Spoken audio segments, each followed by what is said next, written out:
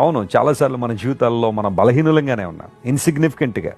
నేనేం చేయగలనండి, నా వల్ల ఏమవుద్దండి, నా బ్యాక్గ్రౌండ్ ఏంటండి, నా తల్లిదండ్రులు చాలా పేదవాళ్ళండి, నేను పెరిగిన గ్రామం చాలా పేద గ్రామం అండి, నాకు సరైన బ్యాక్గ్రౌండ్ లేదండి, సరైన ఇమ్యూనిటీస్ లేవండి, సరైన ఫెసిలిటీస్ లేవండి. కొంతమంది ఎప్పుడు ఇదే బాధలో ఉన్నారు. కొంతమంది అలసట, ఆందోళన, కలవరం, విజయం కోసం అడిదిరిగి ఇడిదిరిగి సక్సెస్ సాధించడానికి అది చేయాలంటే అది చేయడం, ఇది చేయాలంటే ఇది చేయడం, ఎక్కడెక్కడో పరుగులు పెట్టడం, ఎవరెవరు చుట్టూ తిరగడం, ఎన్నెన్నో పరిస్థితులు చేసి అలసిపోయిన వారు come to the feet of God. దేవుని దగ్గరికి వచ్చాయి. ఆయన పాదాల దగ్గర నీకు విశ్రాంతి ఉంది. ఆయన పాదాల దగ్గర నిన్ను కేర్ చేస్తున్నాడు ఆయన, నీ గురించి ఆలోచన చేస్తున్నాడు ఆయన.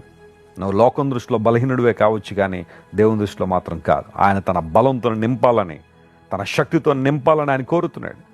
అలసటతో, కలవరంతో, ఆందోళనతో అటు ఇటు తిరిగి అలిసిపోయిన నిన్ను తన శాంతితో, తన సమాధానంతో, తన ఆదరణతో నింపి తన మహిమ కొరకు దేవుడు వాడుకోవాలని ఇష్టపడుతున్నాడు.